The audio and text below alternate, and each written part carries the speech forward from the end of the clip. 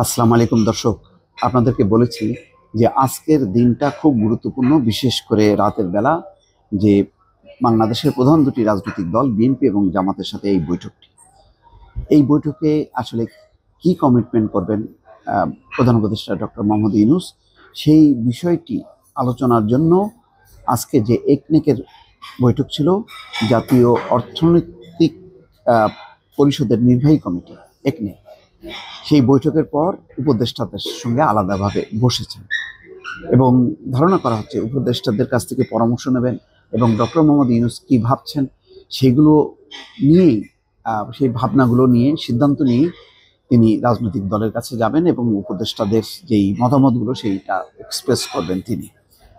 পরিস্থিতি এখন যা, সেটা ডক্টর মোহাম্মদ ইউনূসকে তার অবস্থান থেকে পিছিয়ে আসতে হবে। নির্বাচনের দিন বা সময় ঘোষণা করতে হবে, রোডম্যাপ, এটা খুব গুরুত্বপূর্ণ। এবং এনসিপিও আজকে ইঙ্গিত দিয়েছে যে তারাও নির্বাচনের রোডম্যাপ চাই, পাশাপাশি বিচার এবং সংস্কারের ব্যাপারেও রোডম্যাপ চাই। যাই হোক, মোট কথা নির্বাচনের সময়টা নির্দিষ্ট করতে হবে। সেনাবাহিনী বলেছে ডিসেম্বর, বিএনপি বলেছে ডিসেম্বর। ধারণা করা যায় এটা ডিসেম্বর না হয়ে হয়তো জানুয়ারি হবে। এতে ডক্টর মোহাম্মদ ইউনূস কিছুটা মুখ রক্ষা করার চেষ্টা করবেন। এবং দুপুর 12:20 দিকে রাজধানী শেরেবাংলা নগরে এনইসি সম্মেলন কক্ষে উপদেষ্টা পরিষদের এই বৈঠক শুরু হয়। প্রধান উপদেষ্টা ডক্টর মোহাম্মদ ইউনূসের সভাপতিত্বে বৈঠকে 19 জন উপদেষ্টা উপস্থিত রয়েছেন। এর আগে এনইসি সম্মেলন কক্ষে বেলা 11টায় জাতীয় অর্থনৈতিক পরিষদের নির্বাহী কমিটির অর্থাৎ একনেকের সভা শুরু হয়। দুপুর 12:15 দিকে একনেক শেষ হয়। বৈঠকে 10টি প্রকল্প অনুমোদন দেওয়া হয়, কিন্তু তারপর পরেই বৈঠক শেষে একে একে মন্ত্রিপরিষদ সচিব, অন্যান্য সচিবরা বের হয়ে যায় এবং তারপরেই শুরু হয় উপদেষ্টাদেরকে নিয়ে আলাদা বিশেষ বৈঠক।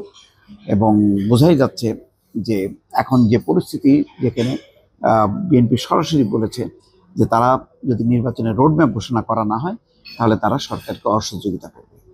আর নির্বাচনের ব্যাপারে ডিসেম্বরের কথা বলেছে সেনাপ্রধান, বলেছে যে বন্দর এবং করিডোর সহ বাকি গুরুত্বপূর্ণ বিষয়গুলোর সিদ্ধান্ত নির্বাচিত সরকার নেবে। এবং জামাত ইসলামও এই ব্যাপারে একই কথা বলেছে।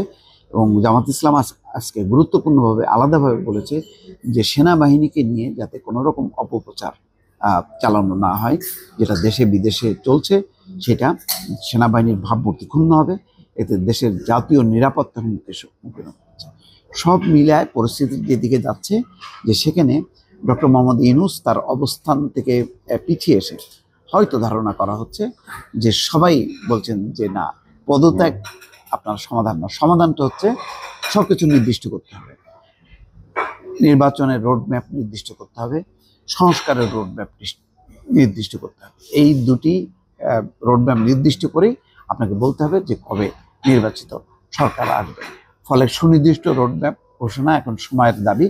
এবং যতদূর ধারণা করা হচ্ছে, যদি ডক্টর মোহাম্মদ ইউনূস মানে কথা না শুনতে চান, বেঁকে বসেন, তাহলে অন্তত 5 থেকে 6 জন উপদেষ্টা তারা রিজাইন করবেন, তারা এই সরকারের সঙ্গে থাকবেন না।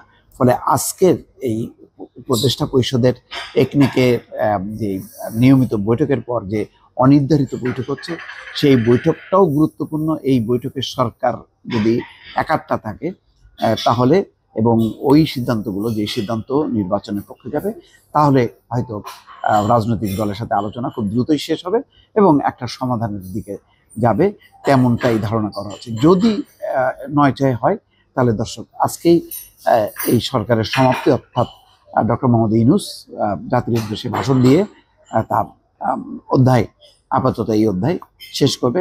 হয়তো সংকটের নতুন একটি পর্যায়ে ধাবিত হবে বাংলাদেশ। দর্শক ভালো থাকবেন, আল্লাহ হাফেজ।